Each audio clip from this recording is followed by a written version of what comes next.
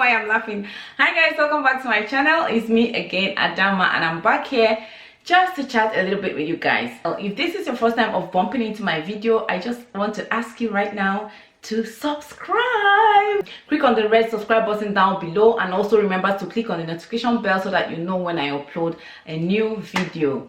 So guys, if you are my old subscriber, you know how we roll. You are the one keeping this channel going, and I love you for that. If you're a new subscriber, make sure you come back by remembering to click on that notification bell. Okay, today's video is like a sequel to my last video, which I'm going to drop somewhere. Yes, I'm talking about my postpartum body. Of course, if you have watched my last video, you already know that I'm talking about my body 2 years ago, okay, after I had my last baby. If you're just seeing my video for the first time, no, I don't have a new baby, okay. I had my last baby 2 years ago, and I'm kind of remembering what it was like for me. So this is my second this is actually my second video on this series. Like, this is a series, so I'm going to put everything on a playlist afterwards so people can watch and run it as they like. So postpartum body, I'm not just going to talk about me, I'm also going to kind of try to give you an advice, okay, because a lot of people are struggling after they put to bed. They think it's kind of like end of the world, or you know, their body is this and that. No way. For those of you who may not know, I am a CS mom. Like, I am a 3-time CS mom with 4 children. I had twins at first, and then I had, you know, but I call them single babies or whatever. Then I had single deliveries, like 2 single deliveries, 1 twin pregnancy. So 2 single pregnancies and 2 single pregnancies and 1 twin pregnancy. Okay, so I have 4 children from 3 cesarean sections, guys. It is a process. Let me repeat it. It is a process, and it's a slow process. Okay, I'm not the type of person that will easily snap back into my shape after I put to bed. Like, my first pregnancy was even, I think that was the worst for me, because like 1 year after delivery, 1 year after I had my children, people were still calling me Iyabeji. That is in English, mother of twins. So people would call me Iyabeji, mother of twins, when I, you know, on the streets, in the market, like everywhere. Apart from that, also I would, you know, kind of not be confident. I would kind of, you know, not really feel good going out there. And even as at that time in Lagos, I couldn't really find belly belts that I could use. I would tie wrapper at home, and then when I'm going out, tummy would still, you know, be out like that. And I actually truthfully looked like I was 6 months pregnant. You know, for those that carry their pregnancies small, their belly is small when they're pregnant, I actually looked like that, you know, when those people are 6 months pregnant. So that was how I was looking. And for a lot of people, they were like, oh my god, why are you like this? You shouldn't be like this. You didn't do this. Maybe because your mom was not around, she's supposed to have pressed your stomach very well, you know.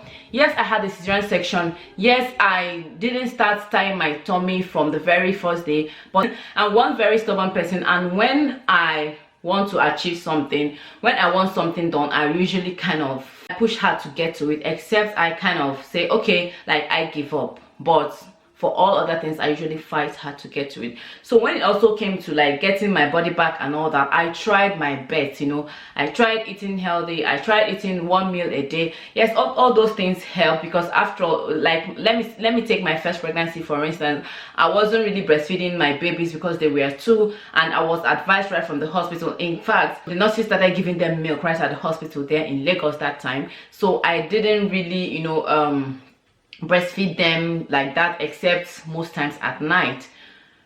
But in fact, because they were 2, you know, this one will be crying, this one will be crying, so I wasn't really breastfeeding. So I was eating like anyhow I liked. If I didn't want to eat, then I would not eat and all that. But for my last pregnancy, it was an exclusive.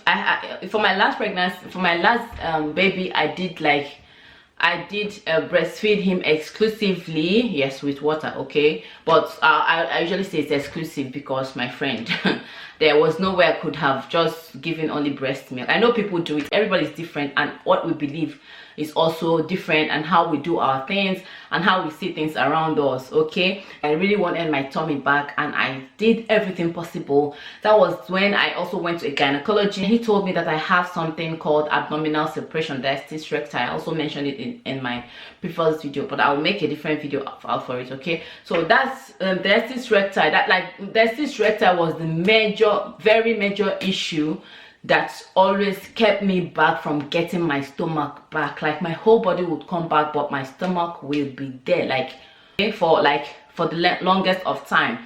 So diastasis recti is abdominal separation. So abdominal separation, like normally, let me just explain it to the best of my knowledge and ability. It's when your stomach muscles that are holding your stomach together, that makes it to be flat, that makes it appear flat. Okay, when, let me say, this is, you know, this side of your stomach and this side of your stomach, and they come together this way. Okay, they come together this, let me say they come together this way. So this is one side and this is the other side, and they come together this way when you have not ever been pregnant before or carried your baby to term. Okay, if you have not carried your baby to term, probably you may not have it. Also, a lot of women do not have it, but most women do. So that's why most times you're after 6 months you're still looking pregnant and all that. Like, don't be worried, you only need to work on it, and it's not as if you need to lose stomach fat before it goes off. Like, most people will still lose all the stomach fat and they will still notice that that thing is there, but they are still wondering, what is this? That happened to me. I had diastasis recti postpartum, and that was a very big problem to me. In fact, I still have it up till now. Okay, because mine is very, very bad, and even the doctors here in Germany told me that I have to, you know, rectify it only through surgery, because it is very deep. It is like 8 fingers wide. Meanwhile, 3 fingers is already a lot. If you're able to put 3 fingers like this into your belly button and you still feel space around here, so like so, then you know that you already have a bad one. But instead of these 3 and 4, I even have like this and this. So my stomach has a little pouch, and not just a little, but it's just that I'm someone who would always talk in my stomach, not because of anything, but because I've been used to it from when I was little. So I had diastasis recti. So that's abdominal separation, like I said before, where your stomach muscles, instead of being, you know, closed up like this, they kind of open like this, because you have carried your baby to term, and your stomach muscles becomes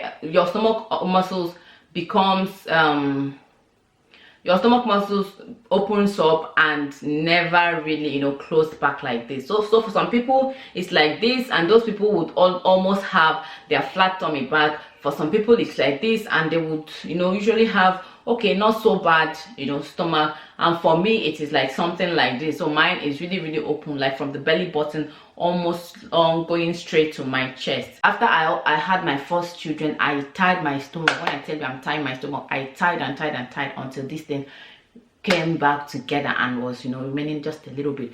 But now I am no longer tying my stomach that hard and everything.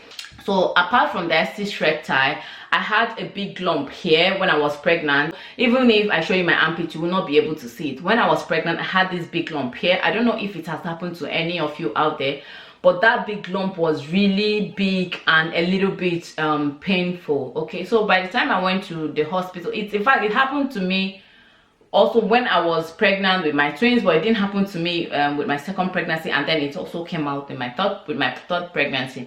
So I was wondering, and I went to the doctor here, and she checked for lumps, she checked everything, she checked my breast, she checked everything. Like, she wanted to really see if it's something to be worried about. So after checking everything, she said is the secretion from the breast that got deposited right here and in the armpit. And it was like this big, honestly. It was really big here and hard.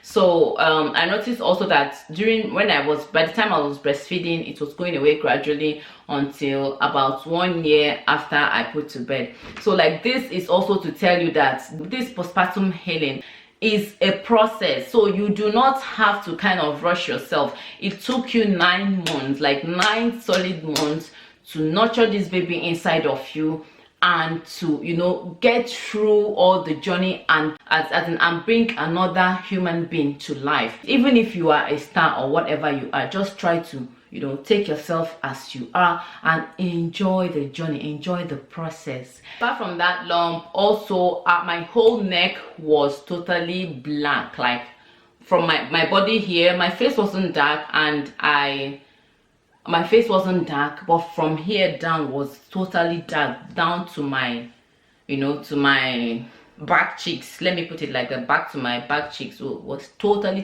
dark. Everyone would think like like I bathed in charcoal, okay? But that was just, you know, part of the journey.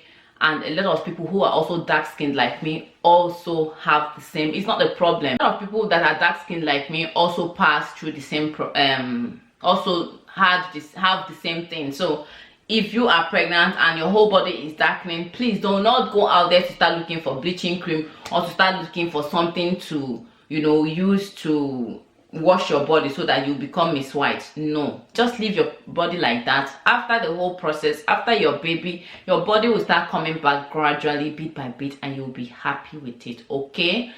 So I had stretch mark on my stomach, and 1 year after delivery also I couldn't see those stretch marks again, and I was really surprised. But not that I minded like having those stretch marks there or anything. Like, after all, you're not going to show your body outside or wherever. It's just that some people lack confidence, okay, and they keep saying, oh, where will I get this to take away this stretch mark? You could just kind of try to forget about it. And even if you have to do something about it, just use coconut oil and ori shea butter, okay? Use coconut oil and shea butter, rub it, as in just use it as what you're just, in fact, let it become a ritual for you every day, like every night, okay? And what you will see at the end is that most of those things will disappear. Don't go to start looking for bleaching something to use on your stomach or bleaching whatever. Oh, Nutriton White Moon, I don't know the names of all those things to start using on your stomach. Don't do it, because it will gradually go away. I'm talking from experience because I also had the same thing.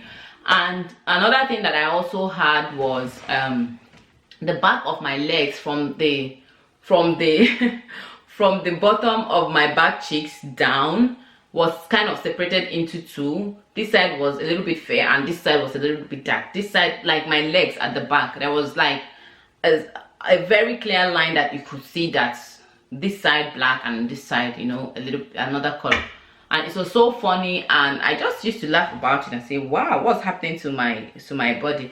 But I also noticed that at the end of the day, everything got disappeared, and well, that was it. Another thing was that, but all of a sudden, 3 months after 3 months after delivery, I noticed very bad rashes on my face. In fact, they were so bad and they were so itchy. I went to the doctor and she checked everything, and then she said to me that it was the hormones. I was like, come on, I've had 2 pregnancies, I've carried 2 pregnancies to term, and this last one I'm having rashes on my face and really itchy rashes. The doctor said, okay, that I cannot, like, it's not possible to actually say what is wrong right now because this is just 3 months postpartum, and that anything could be happening in there, that she's thinking it's the hormone. So I should just go and relax and make sure I wash my face every now and then just to cool it off a little bit. I did the exact thing she said, and I think about 3 weeks later everything disappeared. So when you have a baby, or you put to bed or whatever, I don't know how to even put it, you could have your body acting up, you could have, you know, your hormones acting up in there, and you see things that are not supposed to be there. Like, don't get yourself worried. What you should really care about at that time is your baby and your own, you know, health from the inside. Just make sure you're eating enough, just make sure you're drinking enough water for your baby, and, you know, just keep going. Any other thing you see outside of your body could be as a result of your hormones acting up, and before you know it, everything will also disappear like it did with me. And also, I know a lot of people I know a lot of people who would be very worried because by the time they put to bed, and 3 months later, 4 months later, 6 months later, they see that they have a little bit of flesh hanging, you know, around their belly. Oh my god, I don't know. Yes, some people don't have it, some people are just so lucky, but that's not really a very serious thing, okay? If you want to, it's not something for you to worry about. As long as you get your stomach back together and then you work out, you will be able to lose a little bit of the fat around this saggy skin. And also with time, your saggy skin could go back to the way it was, or it might not really go back exactly the way it was. It's not something for you to worry about.